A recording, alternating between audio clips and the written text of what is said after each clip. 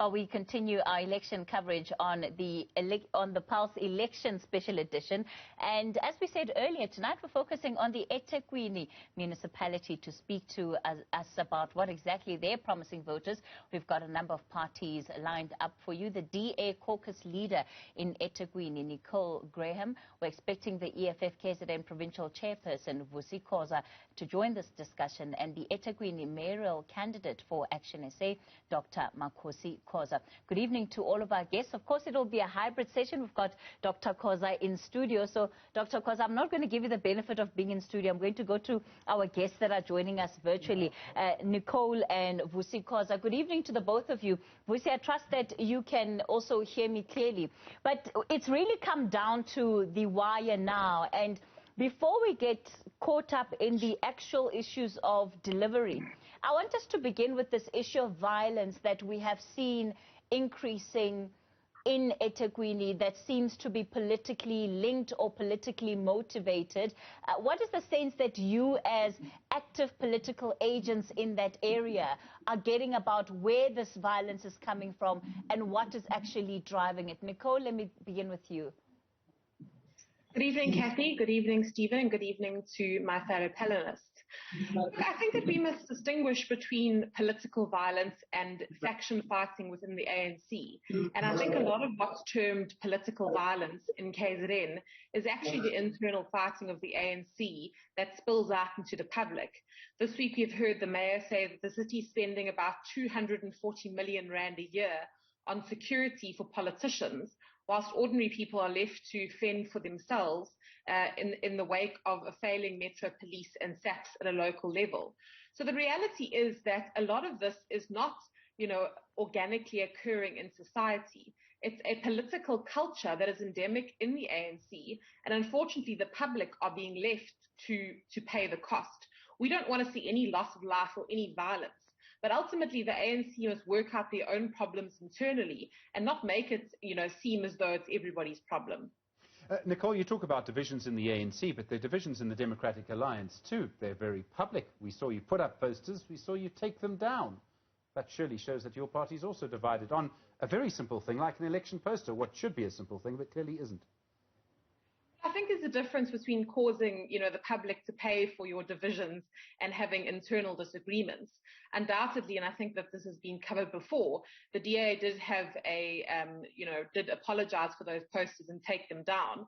I think that disagreements and changes of heart in political parties are the nature of democratic discourse. And I think the fact that we were able to account for what happened there and say to people, we think we could have done better and move on from it is a good thing. I think that's very different from what's happening in the ANC, where the public purse is used to fight political battles. People are dying. There's a lot more at stake in those battles. But absolutely, there is healthy democratic discourse of the DA, and those posters were taken down. But there was a bigger picture to do with what happened in July, and the Democratic Alliance was the first and primary political party that stood up for the rights of individuals in July when the states went running, when the security services were unable to protect ordinary people, and politicians also were unable to face the music, and in many instances fan the flames of that violence. So absolutely, I think that we could have handled that matter better, but I think there's a far bigger picture here. Vusi, let me come to you and give you an opportunity to respond to the same issue. The area that you are canvassing in is one of the hotspots that the security cluster is looking at when it comes to violence. Thank you, Kate. Greetings to Steve, over the listeners and the viewers. Look, let me start with Nicole. Nicole is being disingenuous. For you to firstly say that murderers, cold-blooded murderers of African people are heroes, and then say we could have handled it better, that's nonsensical. That's being disingenuous. These are murderers who killed black people in cold blood. You call them heroes. John Steenhuisen has never apologized or retracted his statement. He still maintained that he stands by that statement, even if the KZN local leadership has said, no, we could have handled it better. There's no issue of we could have handled it better. It's either you are wrong or right, but that's neither here nor there. We'll come back to that.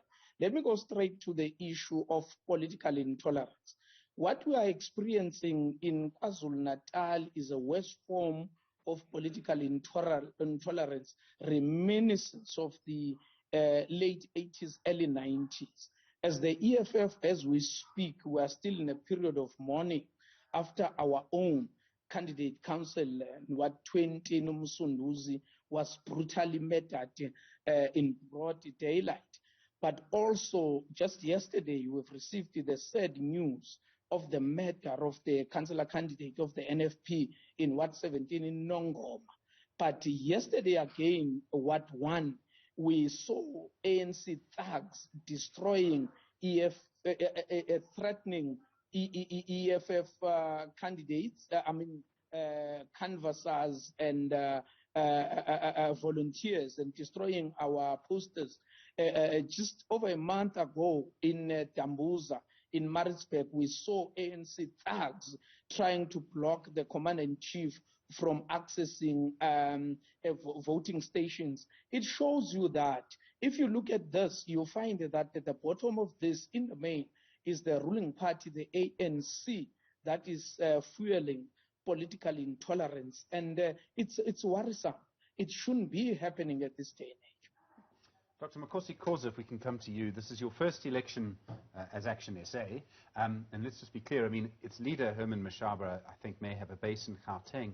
I don't really see a base in KwaZulu-Natal. How are you expecting to do in Ethekwini? Hey, let me tell you this.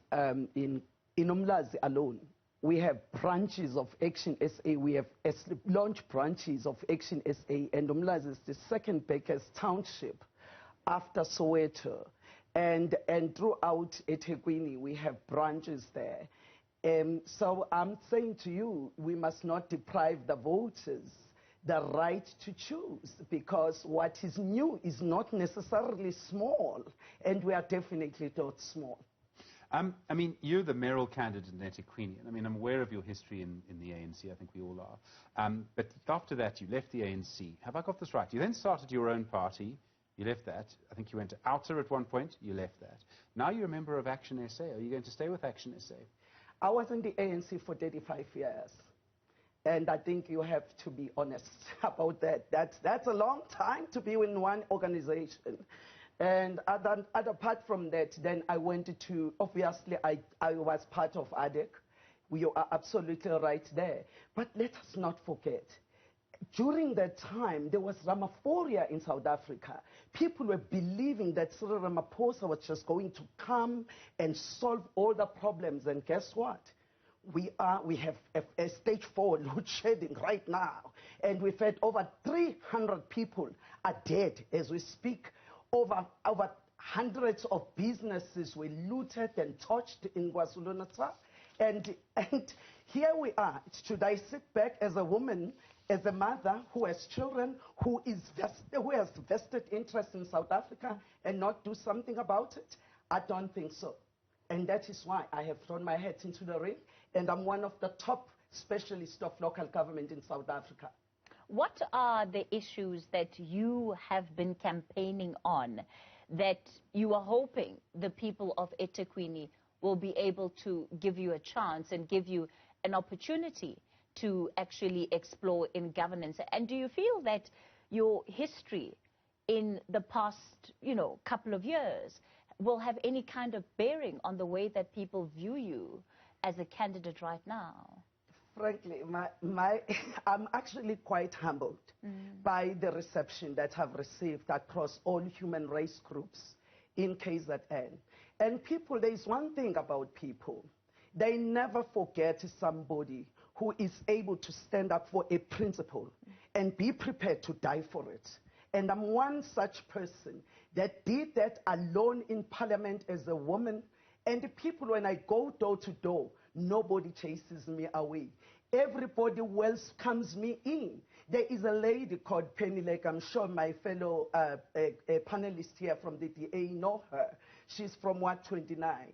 That lady, even when I came there to her house, when she was telling me about her problem, she actually even had to make me sit down, and she was treating me like a queen because she was saying, this is the time, this vote, this time in South Africa is going to be so different. We need tried and tested leaders, leaders that will not betray their conscience when the going gets tough. And I believe that I have what it takes. Nicole, let me come back to you, because Dr. Khoza is saying that basically the ground is ripe for political parties to be able to take advantage of.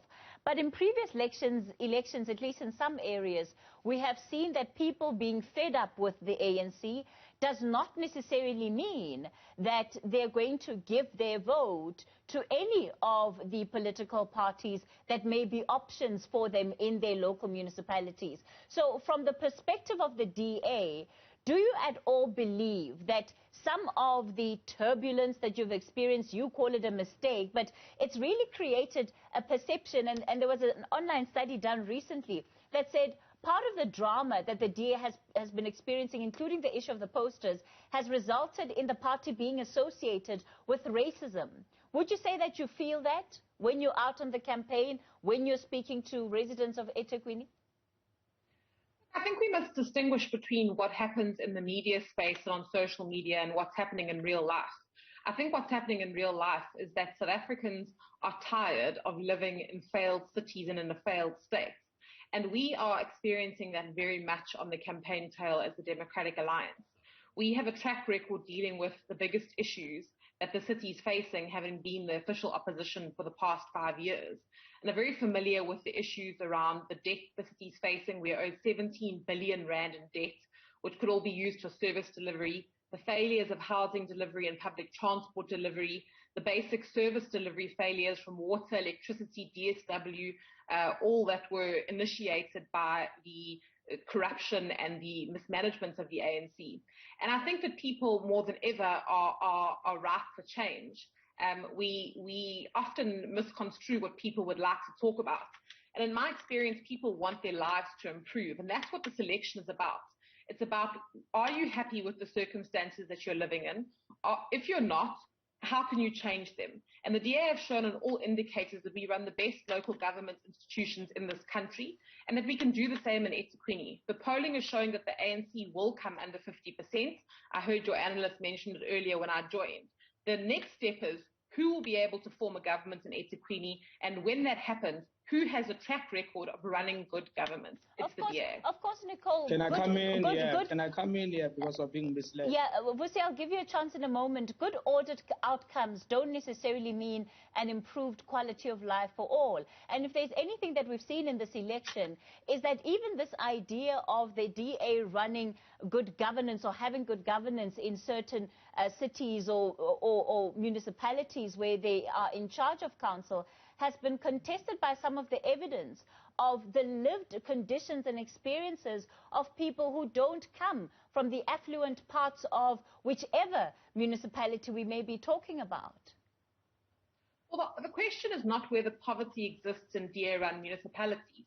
The question is, do DA-run municipalities deliver services and use their budget as effectively as they possibly can? And that's not our opinion. It's the audits of national government, their independent surveys that show it's not just clean audit outcomes. We spend our budgets in the best way possible. We have the most effective housing delivery rollouts in the country. All municipalities are left at the end of the day in the same circumstances. And there's, you can't fix everything overnight. But are we doing the most with what we can where we govern? And are we doing it better than everybody else? And does that make us the most viable option in this election? I believe it does. Vusi Khoza from the EFF, you've been wanting to reply for quite some time. This is your chance, but I would also like you to answer the question, how would you improve service delivery in Ethekwini? Thank you, Steve Ovo. Look, man, Nicole mustn't come here and say that they run the best local government municipality. It's not true. She's lying. Go to Guanobos in Cape Town. Go to Nyang, Langa. Even with the recent study, they came second to Ethekwini. So where on earth are they running the best local government municipality? It's not true. All we know is that, yes, in affluent white areas, perhaps they run the best, provide the best service delivery. But in Black African poor communities, no Black African poor person would say the DA is doing their best. But let me come to your questions. The question is, how is the EFF planning to run or improve the lives of the people, particularly in Ethekwini municipality? Still, the problem that our people are facing is a lack of land. Land is everything. Land is wealth. EFF says, let's expropriate land for 3 reasons. 1, for human settlement. 2, for industrialization. But thirdly, for agriculture. The people that are living in Ethekwini, in squatter camps, etc., they've never tasted any freedom from 1994. So what the EFF is going to do is expropriate land, make land available for the 3 reasons that we have stated, which is human settlement, agriculture, and industry. 2, make sure that water and electricity is available 100% wall to wall. And the indigent are getting these services free of charge. The next question would be, where is the money going to come from? The money is there. It is just misused, misappropriated, misallocated, and most of it stolen and looted by the ruling elite. We're going to have to wrap this up in a minute, I'm afraid. So, Dr. Khoza, last word from you. Do you really believe that if you get a big proportion, a significant proportion of the vote, obviously coalitions are going to be a big thing, you would probably be unlikely to be in a position where you yourself would be mayor. Are you prepared to be a member of someone else's mayoral committee? Well, I wanted to put my skills and expertise to the disposal of the communities of Ethekwini, and that is why I am running. And however, I am not prepared to be with the ANC for the simple reason that there is no way I can betray the trust that the citizens of Ethekwini would have bestowed on me, because the ANC has betrayed the citizens of that city repeatedly through corruption, and the list of scandals is endless. Corruption scandals is endless. So I am saying to you, we are very alive to that reality that we will have to go into coalition government. And the good news is that local government is not about ideologies. It's about the basic services that people need. It's about water, it's about sanitation, it's about economic opportunities. It's about creating a conducive environment for businesses to thrive, so that our 74% young people who are unemployed get job opportunities and don't end up becoming, end up participating in the looting of businesses, and you end up other parties taking an advantage of that by fueling racial tensions. All right. Dr. Makhosi Khoza, thank you. The mayoral candidate for Action SA in Ethekwini. Vusi Khoza is the provincial chair of the EFF in KwaZulu-Natal. Nicole Graham is the DA caucus leader in Ethekwini. In a moment, your sport.